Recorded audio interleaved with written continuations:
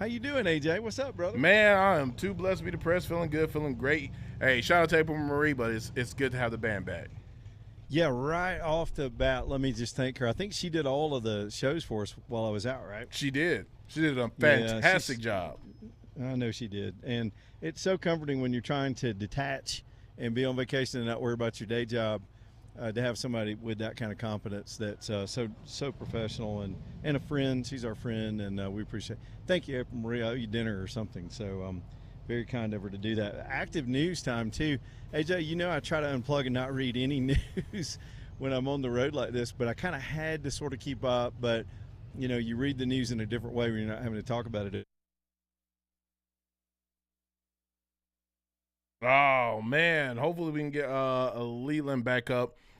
He is on the road, and of course, the first day coming back it never works as you will want it to work. But we're going to try to work as quickly as possible to get him back on the air as he had dropped off real quick. As I'm texting him right now, he was trying to get a tent. So I don't know exactly where he's at right now, but he's out in the elements, and system was kind of heating up at the moment, and it just kind of was going in and out as far as what we were trying to do at the beginning of the show. But we're definitely going to try to get him on because I'm super excited to see exactly, or actually hear exactly where he's at right now, because it's always fun when he does these road trips because we get a chance to hear from the people from these different areas. And also it kind of gives us insight to a lot of different places across this great country that we probably wouldn't even think about as far as traveling to. And so it's just fascinating to be able to hear from the people, hear Leland on the road as he's traveling back to Alabama, and it's kind of cool. He kind of kept things kind of top secret. I know he's posted some pictures on social media, and I was kind of following them as he was like in Colorado and parts of Utah. I think he did a fiddler's concert, and I'm like, wait a minute, how'd you get backstage? it was kind of hilarious. Basically, just kind of just seeing a whole bunch of stuff, just him on the road, him and Jessica, just having a good time. I wonder did he bring the cats and dogs as well too? Because having traveling with pets is one thing. And I think the last time I ever did that, I was traveling from Chicago down here to Alabama, and I had a cat with me, and I didn't have an RV, so you have to try to find places to that would accept animals. And this was back in 2009. Yeah, 2009. Man, it's been a long time. And found this hotel that accepted cats, and it was just pretty interesting. It was a cool little hotel up in Nashville. Luckily now I ain't got to worry about all that. Now I just got to figure out about kids. So I'm not trying to compare my kids to animals or anything like that. But that's the stint of my travels now. It's like, okay, we got to make sure wherever you travel now it's kids friendly, because kids, they get kind of bored quickly. I mean, very very quickly, as you are trying to find activities for them. So, but it's just cool, It's just getting an opportunity as we got done celebrating 250 years of America. Leland is, out on the road, just showcasing this vast land, and it's also giving me the travel bug, because I'm a traveler. I like to travel a lot, and when I do travel, I like to travel via on the road. I like a good car ride, and unless I gotta get to a place quick and have to do a quick turnaround, then I'll fly out there. But if I have the time to just drive and and do a little sightseeing or off-roading or whatever I need to do, just to kind of break up the monotonous of getting to my destination, and it just allows me to see things in a different light, I'm gonna definitely do that. And I'm just glad that Leland's able to do that. As we are getting back on the road with Leland Live here on Talk 995. Well, obviously, we got some stuff in the news that we're talking about. So I'm looking at my TV screen. You got the court case with the hearing with the and I hate saying the accused because you see the video, but anyway, the accused Charlie Kirk killer is along the way in Utah. I know we probably tap into that just a little bit. And there's some other stuff as we continue this road show. And look, I told Leland, I was like, as he got on, we kind of knew there was going to be some possible technical difficulties. But I was like, look, hey, it's going to happen. It's going to be fine. It's going to be good. People are going to be intrigued about some of the things you got going on. Hell, if I got to play some some previous road shows, hey, I got some shows that I could probably play that I did on the 3rd of July. Hopefully you enjoy that as well too. So look, we're gonna go into this first break, and when we come back, hopefully we have Leland back up. I know wherever he's at, the sun is just beaming down on his equipment, so it kind of fried it a little bit. Look, we got like a minute of Leland, and then you got about almost 10 minutes of my voice, so hopefully you enjoy that as well too. Well, 205-545-9950, that is the number to get into the show. You can also stream us at Real Talk 995 TV. Well, if you go onto the YouTube, you're pretty much just going to just see a screen that just says we'll be back. Oh, I think I hear Leland right now. Leland, I've been filibustering for about a good 10 minutes. Can you hear me now? I can hear you loud and clear. You know what's happening? I was just getting all set up, and just keep me cued if we drop out. But we had to move the location. The restaurant was so crowded, and I said, I'm just going to be outside where it's beautiful. And then the sun shifted, and it is overheating all of my equipment. So we're running. My wife's with me, and she ran over to get me an umbrella, big sort of garden umbrella or a tent or something to cover this equipment for a little bit. But it is frying hot, and but I'm good right now, right? Yes, you are good to go. Okay, I don't know how far I got. How far did I get with? You just got to the intro, and it just cut. What was I talking about? I can't. You just said, "Hey, I'm on the road," and it just. That was it. Yeah. What happened is I had to switch my Starlink, for those who care. It's a great device, but I think the main unit overheated in the sun, so I switched to a backup hotspot. And then it did the same thing. So I got all that in the shade now. I think we're going to be all right here in just a few minutes. And I got the cameras up here in a minute, too. We'll have cameras on the Yankee Doodle Cafe. I've called it the most patriotic restaurant in America. This place is pretty incredible. If you ever find yourself in Alpine, Wyoming, just south of Jackson. By the way, if you're an RVer, a motorhomer, a traveler like that, like we are, it's a great camping spot because you can't really get into the national park sometimes, or Jackson Hole, which is really the big tourist spot. But down here they've got several beautiful parks, including the one we're staying at as well. But what an amazing time so far on vacation. What an amazing time to be an American. Incredible 4th of July displays. We went up and did a sunrise. Did you see my pictures online, AJ? I did. I mentioned that on the air before you got back. I told everybody some of the pictures that you posted at the Fillers show, and I was like, how did he get backstage? And just some of the stuff that you showed on the road. I sort of had to rip that one off to show a picture of the crowd. That was somebody else's photo. But the July 4th morning, we decided to get up at 3:45 and go watch the sun. Apparently it's this dramatic thing where the sun comes up and hits the side of the Grand Tetons. It just kind of goes right up against the side of the Tetons. And it is gorgeous. AJ, I took my Bible study. I was prepared to have this solemn moment with my wife and just be at peace with the world, watch the beautiful sunrise. And what I didn't realize was there were at least 400 Japanese and Indian people out there, tourists as well, doing the same thing. Everybody's on social media. So it was pretty crowded. Even though the pictures look kind of serene, it was pretty crowded out there. Put it this way, if Godzilla had come down off the Tetons and run into the crowd, I would not have been surprised. There's a lot of Asian tourists, and the Indians are nice people. I love that country, and there's a lot of cool stuff about it. But they're very loud and boisterous in moments like that. So I might as well have been. It's like they were haggling over a leg of lamb or something. At no, a you mean like Calcutta. the dot in the forehead, or like no, not feather. Dot. Oh, okay, okay. People from India, a lot of tourists from all over the world come to this part of the world. Yeah, they all crowded in there because Instagram puts out the info and then everybody does the same thing. So it wasn't as solemn and serene as I would have liked. But it was beautiful, and so that was the fourth, man. Oh, she brought me an umbrella. That'll work. It's just a big old golf umbrella, but I'll take that for now, so I can at least get the heat off this equipment. Thank you. My wife is so clutch in situations like this. AJ, you're like that too. Get you a woman that doesn't panic in a crazy situation. She has seen me do more than one of these shows where something's going wrong at the last minute, and she'll just jump in there and help. Thank you. This is great. I'm standing here like Mary Poppins right now, AJ. In a minute, you'll have a video of it. I'll be able to strap this to a stand here in a minute and make myself some shade.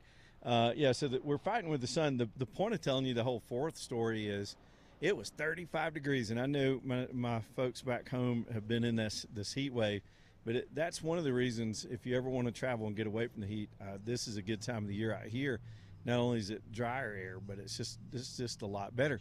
Until the first day I want to do a show outside, and now it's 85 degrees. We're straight up in the sun. How have you been, man? How was your fourth? Man, it was good. It was busy, so ended up going to a shout out to Bessemer. They had a Southern Soul Music Fest out there for the first time, the first annual. I can't control the Starlink because my and they had Hot 1077 was out there, so obviously I was out there as well too, and it was pretty fun. It was busy, so I was there from like noon to about maybe 10 o'clock at night. So it was a long day, but still trying to recover from that because that sun was just like my neighbor. It was like all up on my shoulder, like, "Hey, what's up, man?" And how you doing? Yeah. And it was good, but my fourth was pretty chill. Over there by the house, there's like at the middle school, there's like this hill where you can kind of look out, and there's like you can see like all the different neighborhoods, and all the way out to the distance to like Red Mountain where you can see all the different fireworks. So we had like our own like fireworks show. Didn't have to buy no fireworks or anything. Just sat back and watched it, and then went home and went to sleep. That was pretty much it. Didn't do too much. I did not want to be outside as much as possible. Now, I will have to say, some of my neighbors decided to go to about almost 11 o'clock at night with the fireworks. And oh, Lord, I hate that. Yeah, which my son, he kept covering his ear. He did not like the fireworks. He's at that age where he liked the colors of the fireworks, but he did not like that noise. Yeah, it's I don't know if there ought to be like rules on that. I'm kind of like the whole point the whole point of the July 4th weekend is freedom, but yet we want to tell people what time they got to go to bed because it was going pretty late here. We wound up stumbling into a downtown Jackson July 4th parade, and it was really impressive. Dude, they had Smokey the Bear in their parade. They had a lot of old veterans and old cars, and it was as patriotic as I've ever seen. And that thing went on for like an hour and a half. I mean, it's a small town. There's only like 10,000 people here. But that thing went on forever. But it was still fun. All right, so that'll get us going. The big thing in the news, now, just because we're out traveling, just know y'all, I'm a news junkie. So we're going to be on top of any kind of news developments. And we'll hit all those headlines. We'll take a quick break. I'm going to work on some of this equipment. And we'll be back here in just a minute. Leland Live, Talk 99.5.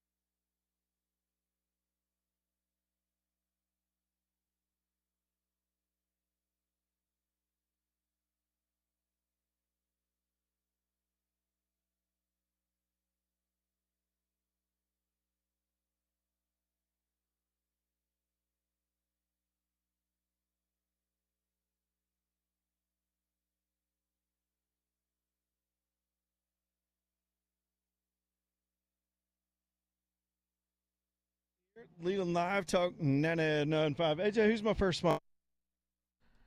Oh, it's Alabama Gold Refinery.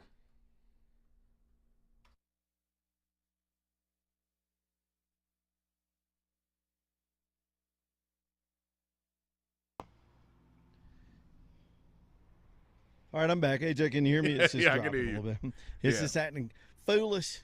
Good old Verizon. Can you hear me now? Can you Yeah, hear I me? can hear you. Yeah, That was T-Mobile, wasn't it? Wasn't that like a whole different company? Man, what about this? What about this soccer thing? I knew the World Cup was big, and I don't care or know much about soccer. But now so many events have happened that there may be 50 million people watch the USA match tonight, and it's because, like everything in this country, controversy drives the story. Have you been watching the stuff about the player and the disqualification and all this today? I've been hearing about it, and I'm still kind of because I haven't been watching either of the soccer, so I have no idea. Yeah. I think what Trump weighed into it with the you talking about the American player, and then against Belgium, and then Belgium was complaining about something, and I got to read more into it. I have no idea what the hell's going on. Yeah, I'm so confused about it. I've not watched any matches live. We were going to watch the last USA game, and there was this crowded place, had a million TVs, and we decided to go in there. So did about 1,000 other people, so we couldn't get in. So I've just been seeing highlights. But so apparently, I'm going to give you the shortcut version because you guys that are keeping up with it. One of our best players, our striker, he'd be, I guess, for football fans, it's like the quarterback. Everything centers around this guy. And he gets this red card penalty, which would have suspended him for the game with Belgium tonight. Belgium. Trump gets on the phone and decides he's going to make the case for the U.S. team that was unfair because apparently, according to people that understand the rules, it was a completely bogus call. And so, of course, the committee heard the appeal and gave this guy a suspension of the suspension, basically, so making him eligible to play. The Belgians protested that. They appealed this morning. Their appeal got rejected because and this makes sense, the committee said that Belgium had no standing to be able to appeal. They weren't part of the previous game. Only people that were part of the game would be able to appeal. And so our player, and pardon me for not knowing his name because I haven't really watched the matches that closely, is going to be eligible tonight. Games at 6, or do they say match? AJ, I don't have any of the lingo right. None of that's right. But so that's tonight at 6. And then we'll see how it goes. All of Europe, the whole world's mad at the U.S. because they think somehow we're getting away with something. But our player got screwed, and our president stood up for our player. And that's the way it should be. America. And so I'll be watching. As soon as we get this stuff packed up and get in front of a television, I'll try to watch as much as I can. And the thing is, if the U.S. Were to win, they'll forever say it was tainted. And all we're doing is playing our best players. I mean, that's it. That just it reminds me sometimes in college football when you got some player that gets arrested for shooting somebody or selling drugs or beating up his girlfriend or driving drunk, and then somehow they're suddenly found to be eligible. We have disputes like that in other sports, but and I don't. You don't have to be a soccer expert, but let me just say this: as far as all the patriotism, which, by the way, as soon as I get these cameras rolling for you, AJ, I think you'll love the what's going on inside the cafe. It's completely decorated with pro-American stuff. It's just really a super patriotic, fun place. The owners are just awesome, and so I'm sure a lot of these folks will go home and be cheering for their country tonight too. So the controversy alone will draw more people to the screen. And then, of course, you've got just the whole way the World Cup has been.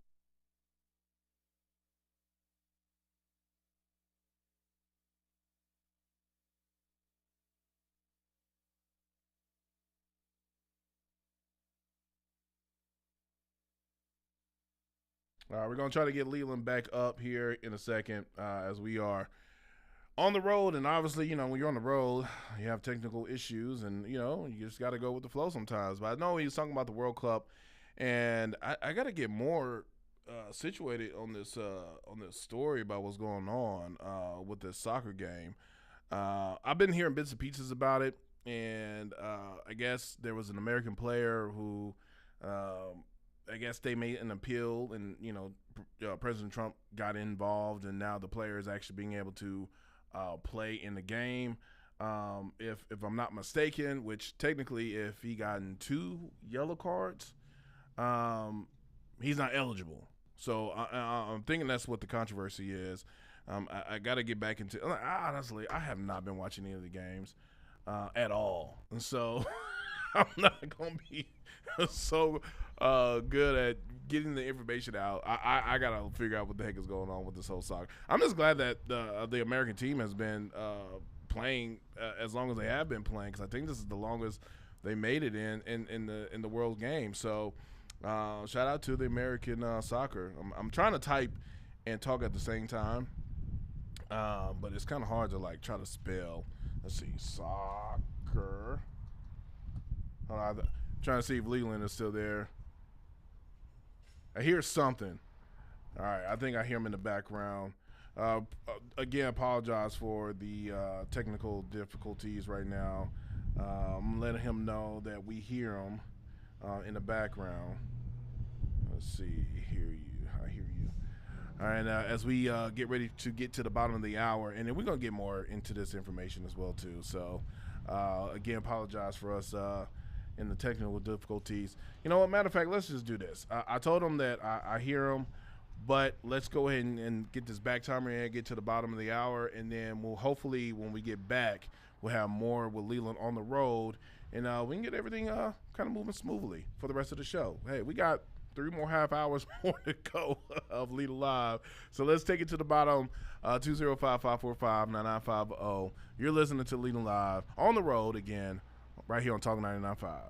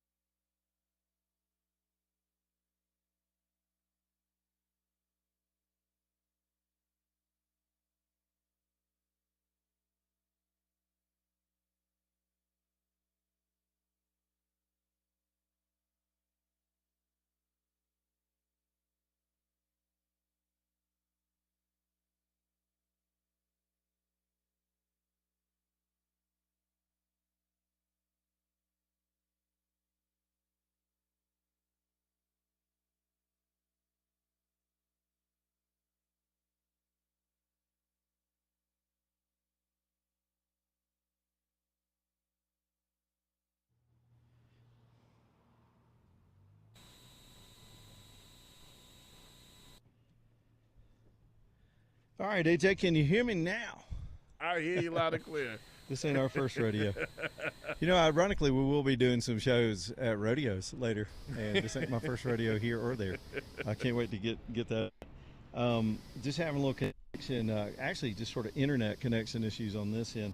Some of that is weather related, and we will keep working on it during the breaks. Where was it? Talking about the The World U.S. Cup big soccer doings team, yeah. tonight. So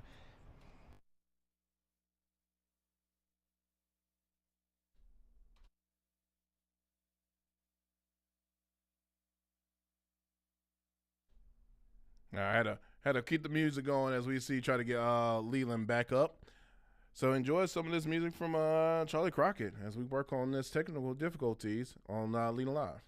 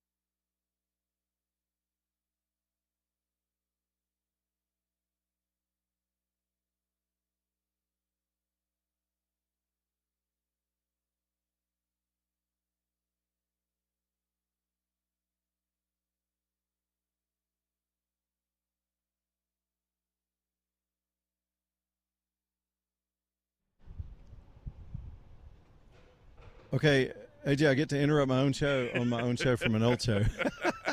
Thanks for running that. You know what's funny is you were playing an interview we did with our friend Laura in Buffalo, and we'll be hanging out with them at the end of the week. Nice. She has helped us set up another show. Hopefully all my tech's going to work by then.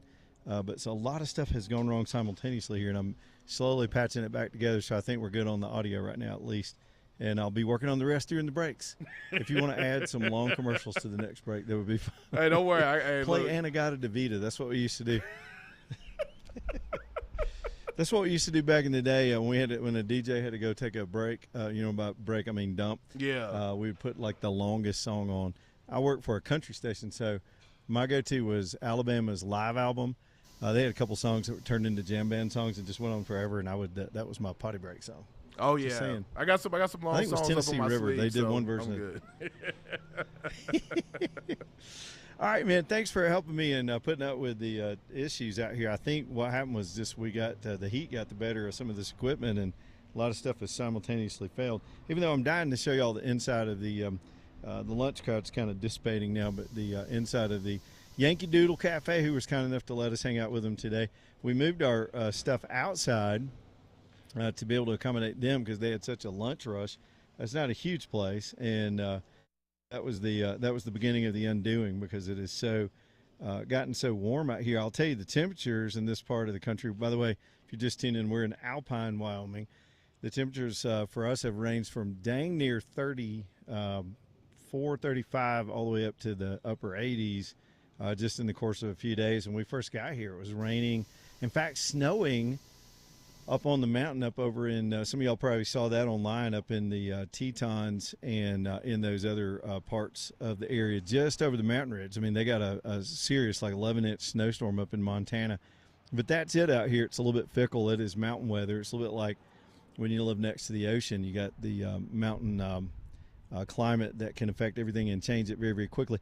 One of those things I wanted to point out on that too is we lost a fellow Alabamian out here in an area near Grand Junction, Colorado, and we had just passed through. In fact, let me give you some fire stories.